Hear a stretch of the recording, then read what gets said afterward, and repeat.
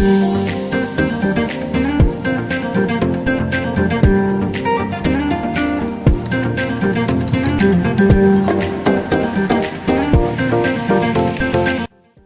amis fidèles de la chaîne Tout sur l'entrepreneuriat agricole, bonjour. Nous avons la certitude que vous allez tous très bien. Un jour nouveau, des choses nouvelles. Nous rendons gloire à Dieu qui nous a donné ce jour aussi merveilleux. Donc, nous sommes là pour aborder une question plus importante. Et comme vous le savez, nous parlons avec vous de comment vous pouvez réussir en élevage donc des petits ruminants de façon générale sur notre chaîne et d'autres domaines plus. Alors, voilà, aujourd'hui, nous allons aborder avec vous un thème important pour réussir dans le domaine de l'élevage des petits ruminants. Entre-temps, je vous rappelle juste que nous avons parlé donc des 6 grandes composantes pour réussir l'élevage donc des petits ruminants. Si je parle de l'élevage des petits ruminants, je parle juste de l'élevage des moutons. Et si nous parlons donc de moutons, il y a les ovins et les chèvres qui se retrouvent donc dans l'espèce petits ruminants. Voilà. Et nous avons parlé donc des 6 grandes composantes. Parmi les 6 grandes composantes, nous aurons à aborder une seule composante aujourd'hui. Je vais vous détailler de long en large cette composante, son importance dans la réussite donc de l'élevage des petits ruminants. Il s'agit donc de quel sujet? Nous allons juste vous dire qu'il s'agit donc de la gestion de reproduction chez les petits ruminants. Et si je parle donc de la gestion de la reproduction chez les petits ruminants, je vais juste vous dire que c'est un thème très capital si vous voulez capitaliser votre élevage en un temps record. Vous allez constater qu'il y a des fermes dans lesquelles ils obtiennent, oui, 1, 2, juste à 3, 4 mises bas par an. De la même façon, il y a des fermes qui n'en obtiennent même pas une par an. Qu'est-ce qu'il y a à l'origine? Je vais vous dire que tout ceci se retrouve donc dans la gestion de la reproduction donc, des petits ruminants. Et dans telle composante aujourd'hui, nous aurons à aborder 4 sous-composantes. En premier, nous allons parler donc de l'intérêt de la reproduction chez les petits ruminants. Et après ça, nous allons aborder la question donc du cycle reproductif chez les petits ruminants. Et en troisième point, nous allons parler donc du choix des reproducteurs. C'est un facteur très important si vous voulez capitaliser votre élevage des petits ruminants. Enfin, nous allons parler donc de l'organisation donc de la reproduction. Voilà, ce sont ces 4 grandes sous-composantes que nous allons aborder avec vous aujourd'hui à travers donc la composante de la gestion des petits ruminants. Nous allons juste vous dire de rester avec nous du début jusqu'à la fin de cette production parce que ce serait intéressant. Si effectivement vous voulez capitaliser votre élevage, vous devez donc suivre telle production du début jusqu'à la fin. Et déjà, on se revoit juste après le générique.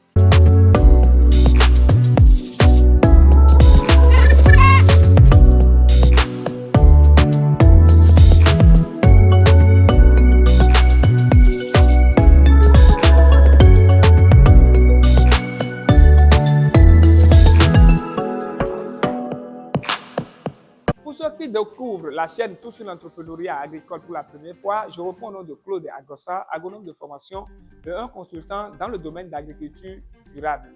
J'ai juste créé cette communauté pour réunir la jeunesse africaine autour donc des sujets de l'agriculture, de l'élevage et de l'agrobusiness. Pourquoi? Parce que je suis sûr à 90 voire 99% que ces activités feront beaucoup de millionnaires d'ici peu de temps. Alors, si vous êtes prêts à vous aventurer avec nous, nous allons juste vous inviter à vous abonner à la chaîne et surtout aimer nos productions chaque fois que nous les partageons et aussi prenez votre temps à partager pour pouvoir faire grossir notre communauté. Si vous êtes passionné de l'élevage, oui, et que vous êtes dans ce domaine, nous voulons juste vous dire que nous avons des documents, nous avons élaboré des manuels spécifiques pour vous permettre de capitaliser vos élevages. Et déjà, en premier, nous avons à notre niveau le manuel de l'élevage des petits ruminants qui est vraiment riche en connaissances et pratiques. Oui. Et après ça, nous avons à notre niveau le document de l'installation de pâturage artificiel. N'oubliez pas, lorsque vous décidez donc de faire l'élevage des ruminants, oui, vous aurez besoin donc de pâturage artificiel parce que Dieu les a créés d'une telle façon où ils mangent rien que les fourrages. Donc, lorsque vous prenez notre document d'installation de pâturage artificiel, dans ce document, vous aurez à voir tous les différents types donc, de fourrage et également comment vous pouvez installer donc, ces différents types de fourrage. Et en plus, nous avons le document donc, de l'élevage des lapins. Vous voulez réussir dans la cuniculture, dans le domaine donc, de la cuniculture, vous prenez donc notre document, vous serez satisfait. Enfin, nous avons le document de l'élevage des porcs. Dans le document de l'élevage des porcs, pour réussir donc la reproduction. l'élevage donc des porcins, vous prenez le document, vous serez satisfait. Ces documents sont vendus juste à 10 000 l'unité. Lorsque vous avez besoin donc de ces documents, vous pouvez nous contacter sur les numéros qui s'affichent à l'écran. Merci. Et cette fois-ci, nous allons aborder avec vous la question du jour, parlant donc de gestion de la reproduction des petits ruminants dans votre élevage. Et déjà à ce niveau, en parlant donc de la gestion des petits ruminants, le premier point qui parle donc de l'intérêt de la reproduction, premier point, oui, intérêt de la reproduction. L'intérêt de la reproduction chez les petits ruminants. Donc, de la reproduction. L'intérêt de la reproduction chez les petits ruminants. Dans ceci, nous aurons abordé donc les notions qui suivent. En premier, nous allons vous parler donc du contrôle de la reproduction d'un troupeau qui a assez d'avantages. Et en premier, comme avantage, qui se retrouve donc dans l'intérêt donc de la reproduction, il y a le choix donc des meilleurs agneaux mâles et la castration donc des autres. Donc, en premier, nous allons parler donc du choix des meilleurs agneaux. Les meilleurs agneaux. Ici, nous parlons donc des agneaux, c'est rien que donc le choix donc des meilleurs agneaux. Et lorsque vous faites le choix donc des meilleurs agneaux pour la reproduction, c'est-à-dire meilleurs agneaux mâles, vous allez faire quoi par la suite? Vous aurez à faire donc la castration donc des autres, la castration des autres agneaux mâles, la castration des autres agneaux. Donc, lorsque vous arrivez donc à identifier le mâle qui pouvait quand même gérer les femelles, alors vous pouvez maintenant castrer donc les restes donc des agneaux. Voilà le premier point. En second lieu, nous allons vous parler donc de la lutte contre la consanguinité. Oui, la lutte contre la consanguinité. Et comment vous pouvez arriver donc à réussir donc la lutte contre la consanguinité? Soit vous faites des échanges de béliers entre les éleveurs, soit par l'achat de béliers sélectionnés dans un centre de sélection. Lorsque vous voulez réussir cela, vous pouvez décider d'acheter donc des béliers, mais ces béliers, vous ne devez pas les garder plus de 2 ans dans votre troupeau. Là, vous évitez vraiment la consanguinité dans votre cheptel. C'est très important, chers amis fidèles. L'autre point important, c'est le choix des meilleures femelles adultes reproductrices. Oui, le choix. Le choix des meilleures femelles. Le choix des meilleures femelles adultes reproductrices.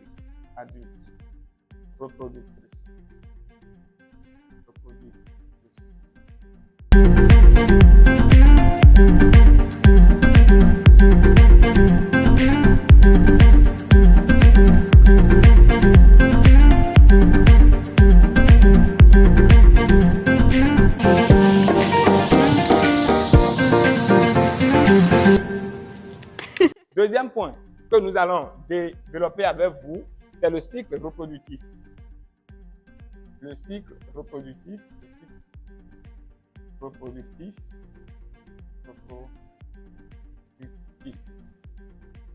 Donc, quand nous parlons donc du cycle reproductif, les différents points qui se retrouvent dedans, nous allons juste vous dire que les données physiologiques relatives à la reproduction chez les ovins sont. Voici donc ces données qui sont très importantes que vous devez maîtriser pour pouvoir donc réussir la reproduction dans votre élevage. Voilà, en premier, nous allons parler donc de l'apparition des premières chaleurs. Oui, en premier point, apparition des premières chaleurs. Vous devez maîtriser ce point pour que apparition des premières chaleurs. Apparition des premières chaleurs chez les brebis. Apparition des premières chaleurs chez les brebis.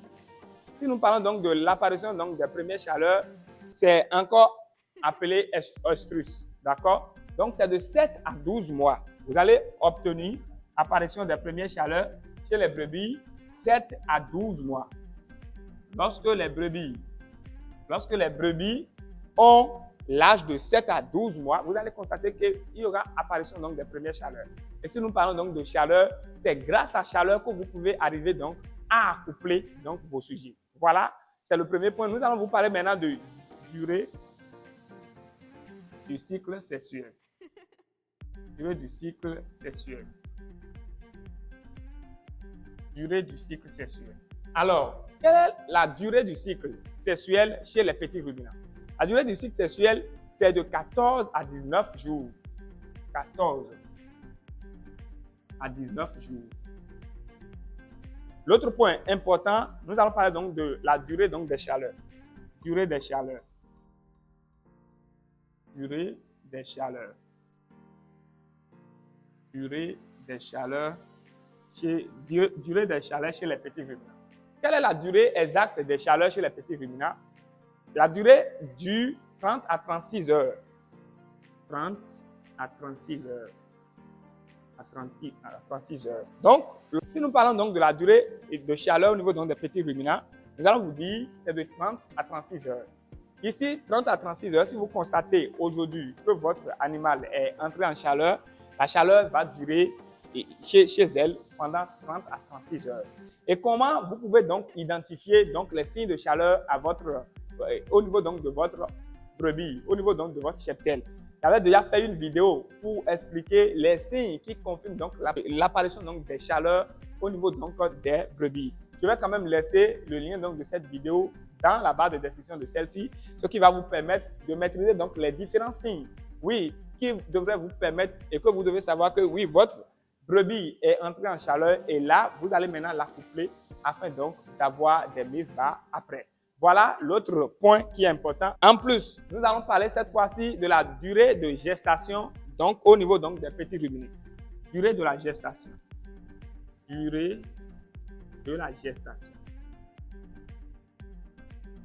Durée de la gestation. Si nous parlons donc de durée de la gestation au niveau donc des petits ruminants, nous allons juste vous dire que c'est probablement 5 mois. 5 mois chez les petits ruminants. Les brebis comme les chèvres, la gestation dure pendant 5 mois. Et après 5 mois, vous aurez obtenu maintenant mise bas. Donc, ici, c'est 5 mois comme durée donc, de la gestation. C'est très important que vous maîtrisiez donc ces différents points pour pouvoir réussir le levage des petits ruminants de façon générale.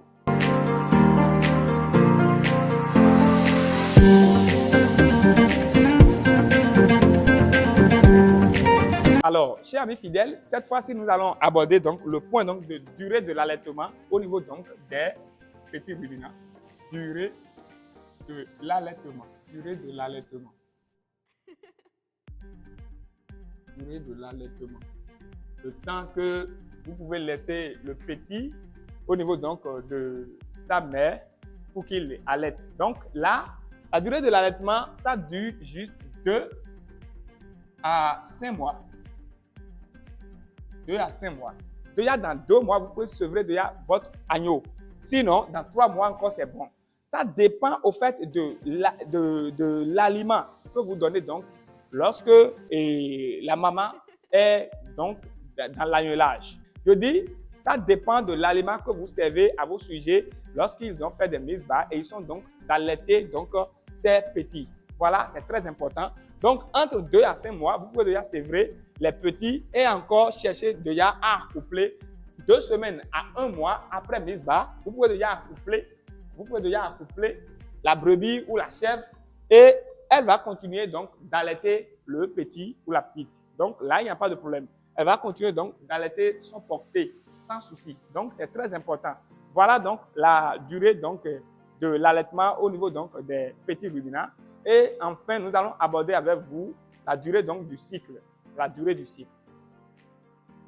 La durée du cycle reproductif. Donc, la durée du cycle reproductif. Donc, ici, la durée, c'est environ 8 mois. D'accord? 8 mois. Ce que nous disons, c'est que lorsque votre brebis fait mise bas aujourd'hui, déjà après 8 mois, elle peut encore faire autre mise bas. C'est ça que nous appelons durée du cycle. Je dis, lorsque votre brebis fait mise bas aujourd'hui, déjà dans 2 à 5 mois, vous sevrez et l'animal est encore gestante et après 8 mois, elle peut encore donner naissance à d'autres portées. Donc, c'est ça. Donc, voilà quelques points que nous tenons donc à vous présenter quand nous parlons donc du point donc de cycle reproductif au niveau donc des petits ruminants. Et déjà, pour rappel, nous avons dit que l'apparition des premières chaleurs au niveau donc des petits ruminants c'est de 7 à 12 mois. Nous avons dit que la durée du cycle sexuel est de 14 à 19 jours. La durée donc des chaleurs au niveau donc des brebis est de 30 à 36 heures. Il y a également la durée donc de la gestation qui dure 5 mois. Et en plus, nous avons parlé donc de la durée d'allaitement qui dure de 2 à 5 mois. C'est-à-dire après juste telle durée, vous pouvez donc sevrer les portées. Et enfin, nous avons parlé donc de la durée du cycle. La durée du cycle de mise bas. Oui, et nous avons parlé donc de 8 mois. Nous avons dit, lorsque l'animal fait mise bas aujourd'hui, après 8 mois, vous pouvez encore obtenir autre mise bas. Voilà un peu les différents donc, points concernant donc, le cycle reproductif au niveau donc, de l'élevage des petits rubis.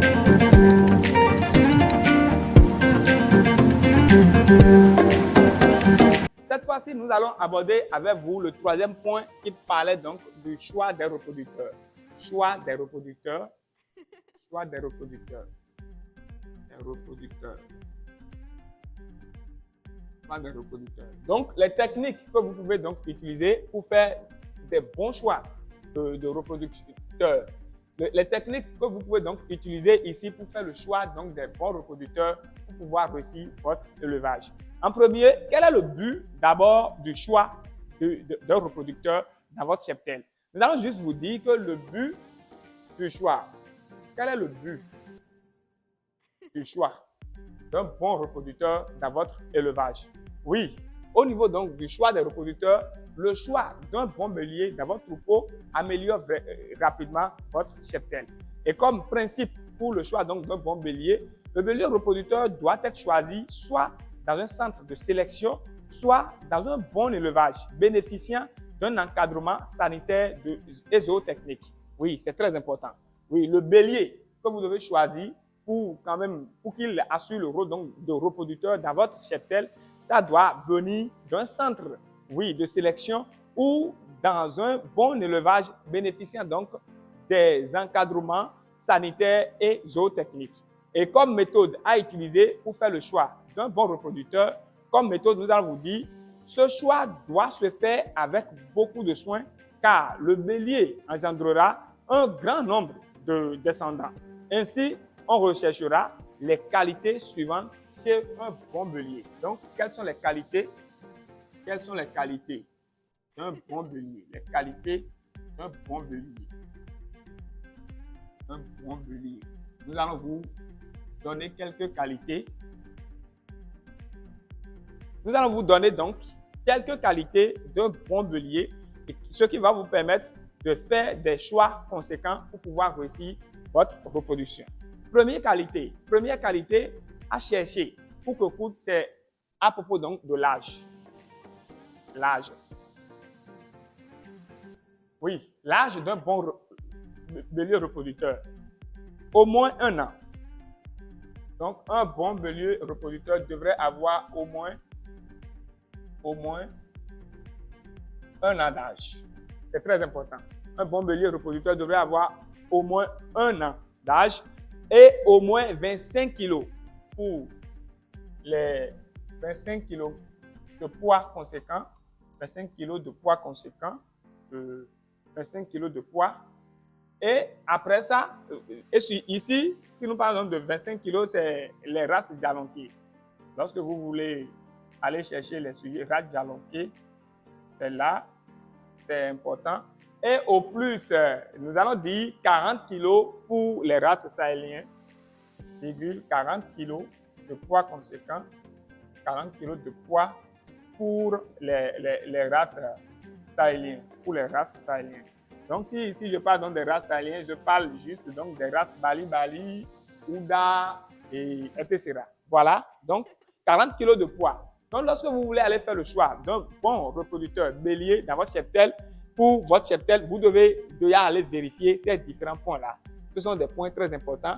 L'animal devrait avoir 1 an au moins et ayant au moins 25 kg de poids quand il s'agit donc de race jalonquée et 40 kg donc de poids quand il s'agit donc des races exotiques, des races sahéliennes et des races Bali, Ouda, etc. Voilà le point que je tiens donc à vous notifier quand nous parlons donc de la qualité donc de l'âge. L'autre point important, c'est lié donc à l'état de santé de l'animal. l'état de santé. L'état de santé. Donc, l'état de santé est un point très important, chers amis fidèles. Et votre bélier devrait être lourd. Un bélier que vous devez faire le choix pour la reproduction devrait être lourd, en parfaite santé. Il ne devrait pas en train de faire de diarrhée, ni l'amoiement ou jetage. Donc, vous devez observer les yeux, les yeux donc, de votre bélier, les oreilles, également le nez et enfin le train postérieur. Au niveau donc des yeux, vous ne devez pas observer de l'amoiement ni de jetage au niveau donc des naseaux et en plus, vous ne devez pas avoir un bélier qui est en train de faire donc de la diarrhée. Vous ne devez pas prendre donc ces béliers comme un reproducteur dans votre cheptel, chers amis fidèles. Ce sont des points très importants quand nous parlons donc de l'état de santé de l'animal. Et l'autre point important, c'est le type. Le type donc du bélier. Si nous parlons ici du type du bélier, nous allons juste vous dire que le bélier doit avoir du type, c'est-à-dire posséder tous les caractères de la race Djalonké ou de race sahélienne. Si vous voulez faire le choix, soit vous êtes sûr que oui, c'est de type sahélien ou c'est de type Djalonké. Vous ne devez pas, bon, parfois nous arrivons donc à faire le choix donc des races métisses, oui, pour la reproduction. Mais dans notre cas ici, nous parlons donc du type de race spécifique. Soit vous faites le choix donc de race Bali-Bali ou de race Ouda ou de race Djalonké pour pouvoir donc réussir votre reproduction. Il doit avoir une apparence virile et se défendre lorsqu'on cherche à le saisir.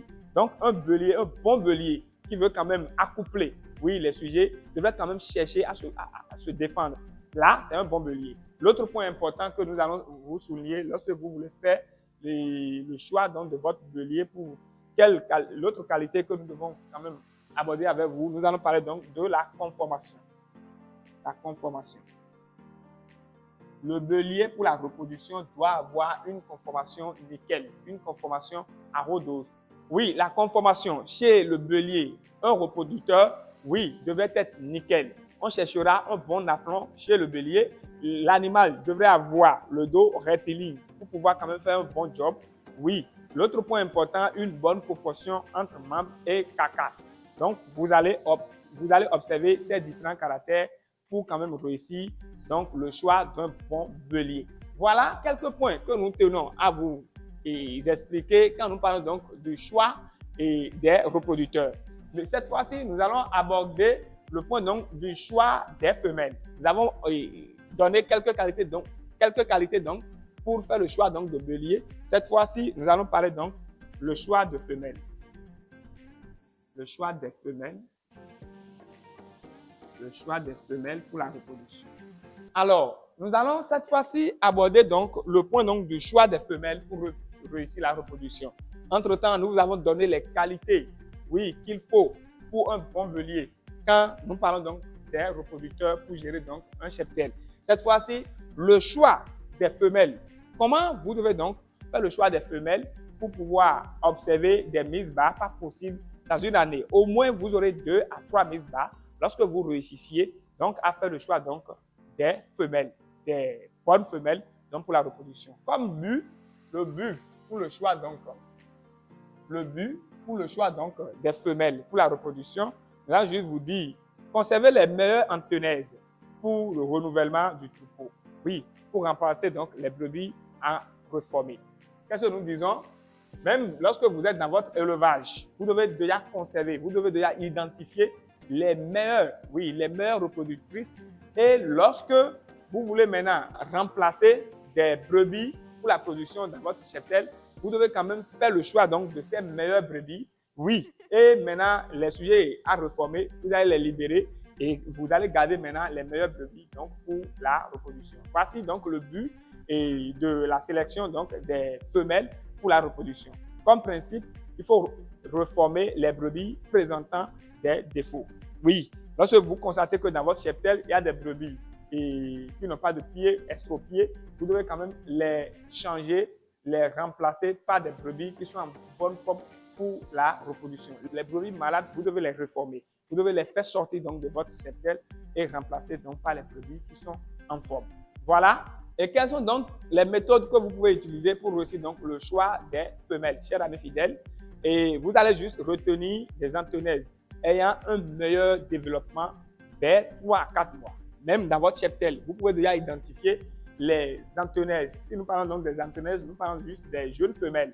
Oui, des jeunes femelles et ayant 3 à 4 mois qui sont vraiment en un bon point. Vous devez déjà les sélectionner pour la reproduction. Elles sont souvent les filles donc des meilleures mères. Donc, dans votre cheptel, il y aura toujours donc des meilleures reproductrices. Vous allez constater que ces jeunes femelles-là, vous allez constater déjà à 3 à 4 mois, vont présenter également des caractéristiques ou des capacités donc, de reproduction comme leur mère. Voilà, vous allez faire le choix déjà à partir de 3 à 4 mois. C'est très important. Écartez les antennaises ayant une mauvaise conformation. L'autre point important, c'est de retenir les antennaises dont les mères donnent souvent des jumeaux. Oui, c'est très important ce point. L'objectif donc de l'élevage, c'est de capitaliser. C'est de capitaliser l'élevage. C'est de capitaliser l'élevage lorsque vous investissez. Alors, quelles sont les techniques que vous pouvez utiliser? Vous devez faire toujours les antennaises, faire le choix donc des reproductrices qui ont l'habitude de donner 2 jusqu'à 4 portées. Oui, de donner jusqu'à 4 portées. Vous devez les retenir dans votre cheptel. C'est très important. Voilà, ce sont donc ces points qui sont importants que nous allons donc aborder avec vous et dans ce point de choix donc des reproductrices.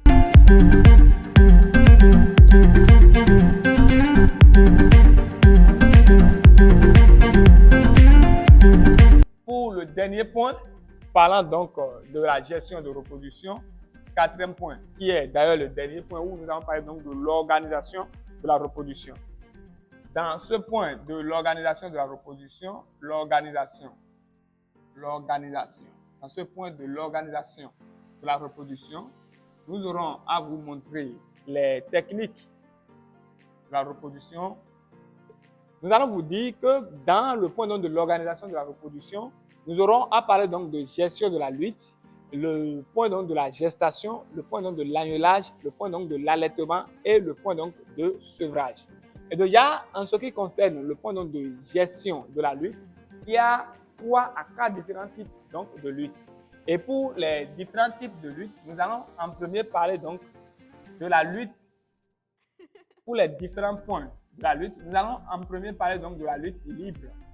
Dans la lutte libre, à ce niveau, ça a des avantages et des inconvénients. Vous avez un bélier que vous laissez au beau milieu donc des femelles. Et un bélier peut gérer jusqu'à 50 brebis à ce niveau lorsque vous êtes dans la lutte libre. Et dans la lutte libre, vous ne pouvez donc pas arriver à contrôler donc la mise bas. Vous ne pouvez pas contrôler la mise bas lorsque vous vous retrouvez donc dans la lutte libre. Et ici, le taux de fertilité est très élevé. Oui, et là, vous ne pouvez pas aussi arriver à contrôler donc le point donc de la consanguinité. Ce sont quelques notions que nous allons vous donner sur le point donc de la lutte libre. L'autre lutte, vous allez constater, il y a la lutte organisée. La lutte organisée. Si nous parlons donc de la lutte organisée, à ce niveau, vous avez juste un bélier qui peut gérer 20 à 30 brebis. Ici, le nombre de femelles qu'un bélier peut gérer, c'est de 20 ou 25 à 30. D'accord? 25 à 30. Oui, qu'un bélier donc peut gérer. Et à ce niveau, c'est plus bénéfique dans ce cas où vous arrivez donc à contrôler la mise bas. Vous pouvez décider à avoir des traits caractéristiques au niveau donc des agneaux. Les inconvénients, c'est que le taux de fertilité est très faible parce que vous n'arrivez donc pas à maîtriser quand est-ce que la chaleur, oui, est arrivée et ça évolue. Donc, voilà ce point-là que nous voulons donc vous notifier dans la lutte organisée. L'autre lutte qui est importante et que nous voulons aborder avec vous, c'est la lutte contrôlée. Oui, la lutte contrôlée. Dans la lutte contrôlée, c'est en quelque sorte ressemblance donc de la lutte libre. Ici, c'est toujours de 20 à 30 brebis par un bélier. Et enfin, nous allons vous parler donc de l'insémination. Oui, l'insémination artificielle. L'insémination. Si nous parlons donc de l'insémination artificielle, et à ce niveau, nous allons juste vous dire que le technicien prend le sperme, oui, d'un bélier qu'il veut, il prend le sperme chez le bélier et avec des appareils, il injecte ou il dépose le sperme là au niveau donc de l'utérus de la brebis. Oui, à ce niveau, vous pouvez le faire et dans tel cas, c'est très avantageux lorsque vous voulez donc avoir des brebis ou des agneaux, des traits de caractère spécifiques. Vous pouvez donc les obtenir quand nous parlons donc de l'insémination artificielle.